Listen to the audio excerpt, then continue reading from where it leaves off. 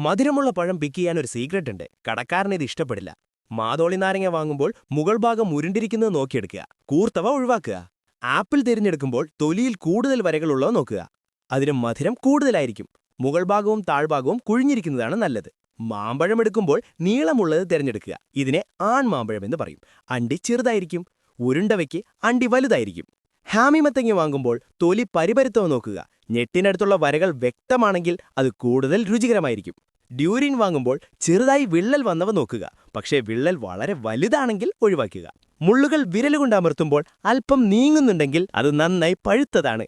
മുന്തിരി വാങ്ങുമ്പോൾ ഒരു കുലയുടെ ഏറ്റവും താഴെയുള്ള മുന്തിരിക്കും മധുരമുണ്ടെങ്കിൽ ആ കുലയിലെ മുഴുവൻ മുന്തിരിക്കും മധുരമായിരിക്കും. ഓറഞ്ച് എടുക്കുമ്പോൾ അടിഭാഗത്തുള്ള കണ്ണ് വലുതാണെങ്കിൽ അതിന് മധുരം കൂടുതലായിരിക്കും. ഇതിനെ പെണ്ണ് ഓറഞ്ച് എന്ന് പറയും.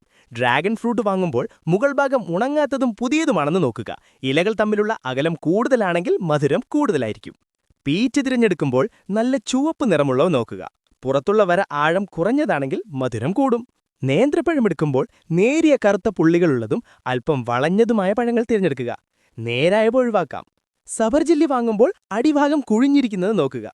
ഇതിനെ പെൻ സബർജില്ലി എന്ന് പറയും. മധുരം കൂടുതലായിരിക്കും.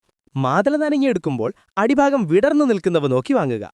അടഞ്ഞിരിക്കുന്നവ പഴുത്തതാകാൻ സാധ്യത കുറവാണ്. തണ്ണിമത്തൻ വാങ്ങുമ്പോൾ ഞെട്ട് വളഞ്ഞതാണെങ്കിൽ മധുരം കൂടുതലായിരിക്കും. തൊലിയിലെ വരകൾ വ്യക്തവും വലുതുമായിരിക്കണം. അടിഭാഗത്തുള്ള വട്ടം ചെറുതായിരിക്കണം.